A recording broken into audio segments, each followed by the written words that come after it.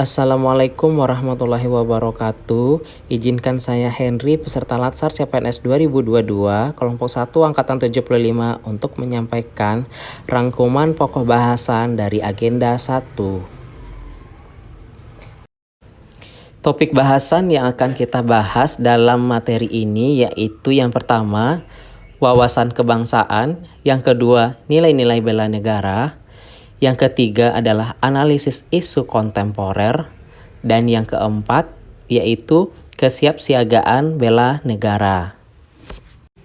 Selanjutnya kita bahas satu persatu. Yang pertama, wawasan kebangsaan.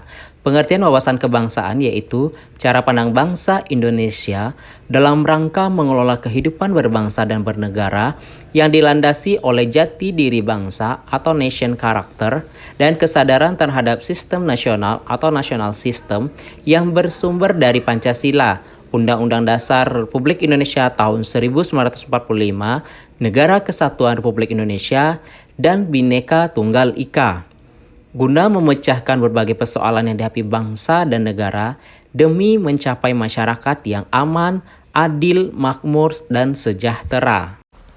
Selanjutnya, konsensus dasar berbangsa dan bernegara. Yang pertama adalah Pancasila. Pancasila yang rumusannya tertuang dalam Undang-Undang Dasar 1945 sebagai ideologi negara, pandangan hidup bangsa, dasar negara, dan sumber dari segala sumber hukum di Indonesia. Pancasila secara sistematik disampaikan pertama kali oleh Insinyur Soekarno di depan sidang BPUPKI pada tanggal 1 Juni 1945. Lalu yang kedua adalah Undang-Undang Dasar 1945. Naskah Undang-Undang Dasar 1945 dirancang sejak 29 Mei sampai 16 Juli 1945 oleh BPUPKI. Pada masa itu, Insinyur Soekarno menyampaikan gagasan dasar pembentukan negara yang beliau sebut dengan Pancasila. Lalu yang ketiga adalah Bhinneka Tunggal Ika. Perumusan Bhinneka Tunggal Ika Tan Hana Dharma Mangwa oleh Mpu Tantular pada dasarnya adalah sebuah pernyataan daya kreatif dalam upaya mengatasi keanekaragaman kepercayaan dan keagamaan sehubungan dengan usaha bina negara Kerajaan Majapahit kala itu. Sesuai makna semboyan Bhinneka Tunggal Ika yang dapat diuraikan, Bhinneka Tunggal Ika yaitu berbeda-beda tetapi pada hakikatnya tetap satu. Selanjutnya yang terakhir adalah Negara Kesatuan Republik Indonesia, di mana Indonesia merdeka pada 17 Agustus 1945. Pembahasan selanjutnya adalah bendera, bahasa, lambang negara, dan lagu kebangsaan, di mana keempat hal ini merupakan simbol-simbol negara yang tertuang di dalam Undang-Undang Dasar 1945. Pembahasan yang kedua adalah nilai-nilai bela negara.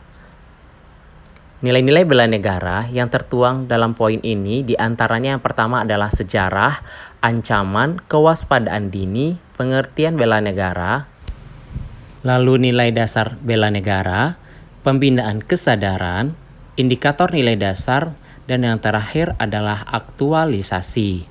Selanjutnya yaitu sistem administrasi Negara Kesatuan Republik Indonesia. Poin pentingnya antara lain perspektif sejarah negara Indonesia, makna kesatuan dalam sistem penyelenggaraan negara, bentuk negara berdasarkan Undang-Undang Dasar RI tahun 1945, makna dan pentingnya persatuan dan kesatuan bangsa, prinsip-prinsip persatuan dan kesatuan bangsa, nasionalisme, kebijakan publik dalam format keputusan dan tindakan administrasi pemerintahan, landasan ideal Pancasila, Undang-Undang 1945 yang merupakan landasan konstitusional NKRI, dan yang terakhir adalah peran ASN berdasarkan Undang-Undang Nomor 5 Tahun 2014 tentang aparatur sipil negara. Selanjutnya kita masuk ke dalam subbab analisis isu kontemporer. Analisis isu kontemporer ini terdiri dari 3 poin. Yang pertama adalah perubahan strategis lingkungan strategis, isu-isu strategis kontemporer, dan yang ketiga adalah teknis analisis isu. Perubahan lingkungan strategis bisa dimulai dari individual, keluarga, komunitas, masyarakat, dan juga global atau dunia. Selanjutnya adalah isu strategis kontemporer, di mana yang kita ketahui isu-isu strategis tersebut antara lain adalah korupsi, narkoba, radikalisme atau terorisme, money laundry, proxy war, dan lain sebagainya. Selanjutnya kita masuk ke dalam materi teknik analisis isu. Ada tiga cara. Yang pertama ada teknik tapisan isu, menggunakan teknik tapisan dengan rentang nilai, bisa juga menggunakan USG. Lalu yang kedua adalah teknik analisis isu, alat bantu yang digunakan yaitu mind mapping, fishbone diagram, analisis SWOT. Dan yang ketiga adalah analisis kesenjangan, di mana perbandingan kinerja aktual dengan kinerja potensial. Materi selanjutnya yaitu kesiapsiagaan bela negara.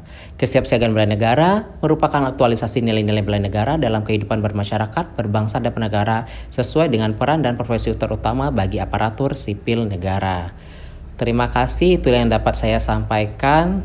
Semoga bermanfaat bagi kita semua. Mohon maaf atas segala kekurangannya. Assalamualaikum warahmatullahi wabarakatuh.